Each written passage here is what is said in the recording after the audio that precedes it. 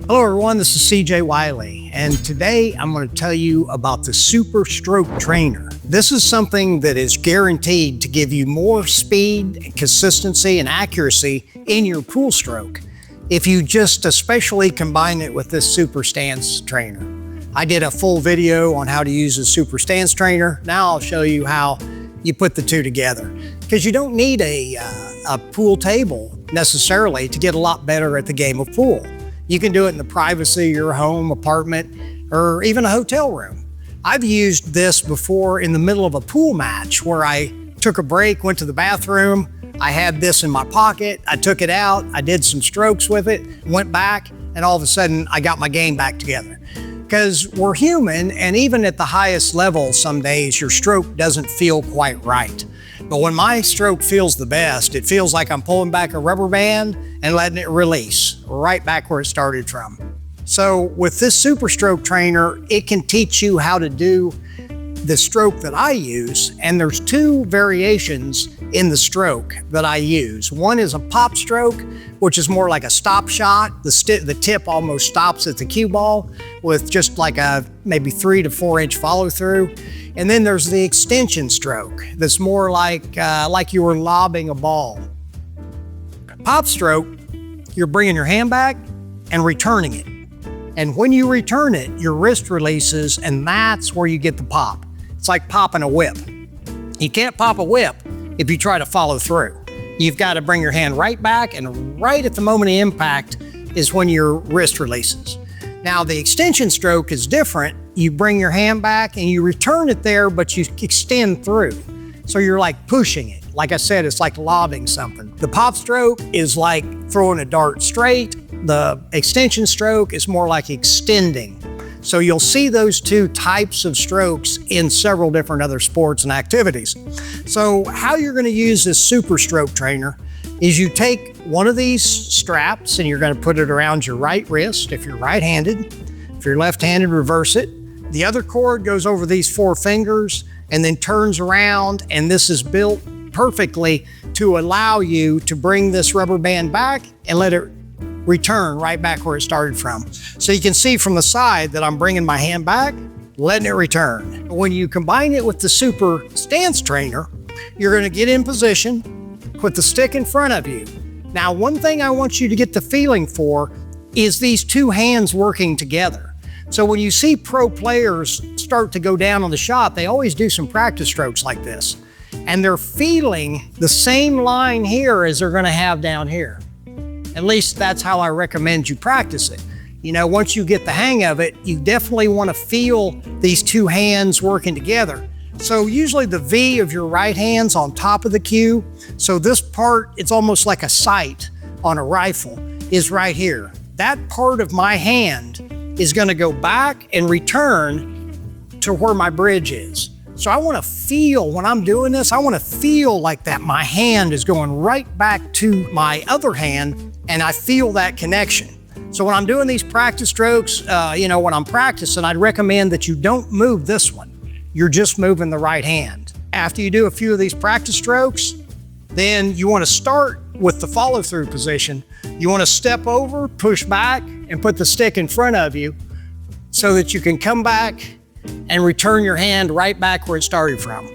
So get in position 1, you're going to do some practice strokes, then step, push your hips back, put the stick in front of you, and then you can do some right here. I'd recommend doing like 10. 1, 2, 3, and notice when I bring this back, my wrist cocks, and then I just let it go right back to where it started from.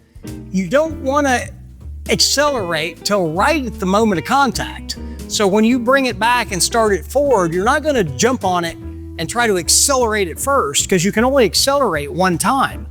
So if you accelerate here, you don't have any more acceleration here, and you a lot of times will decelerate. So what I do is I bring it back and I use a tempo so that I pause, and then when I go forward, I release right at the moment of impact.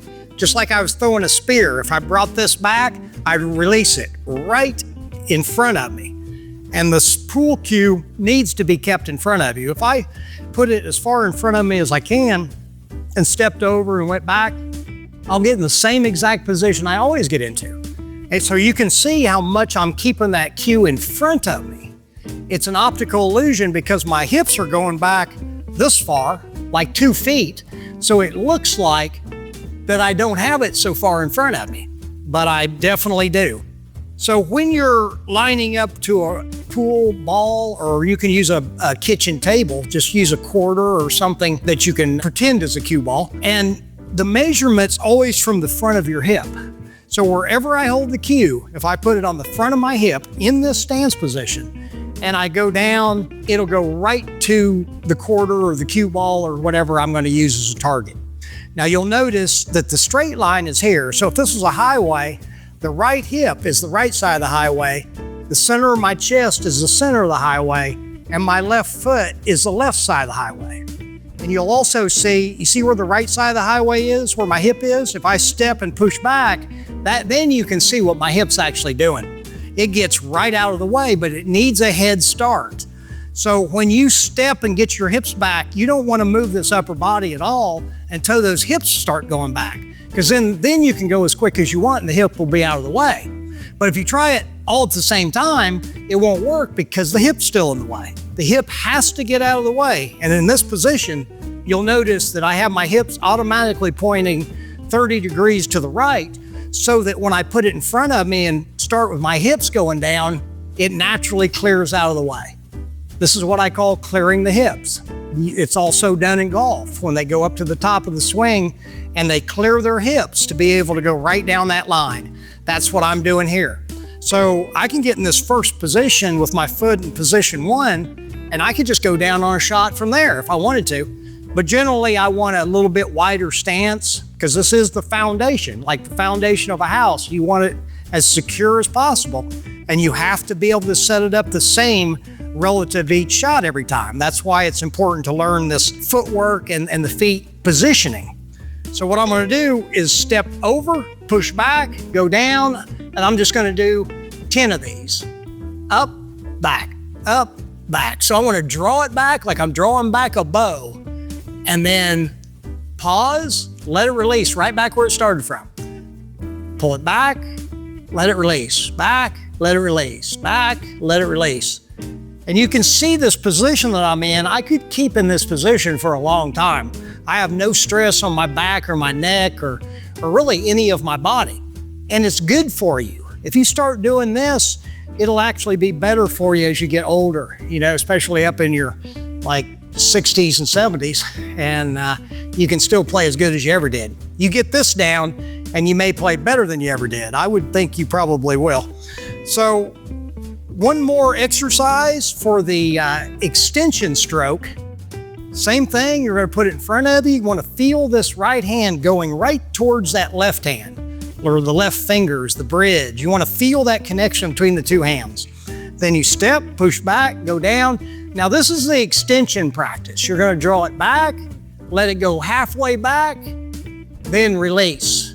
Now this time you're going to release it farther, and you want to really feel that when you stop, that your hand's in an ideal position. You really want to feel what your hand's like, because when you come back, the wrist is cocking, and then when you go forward, it releases.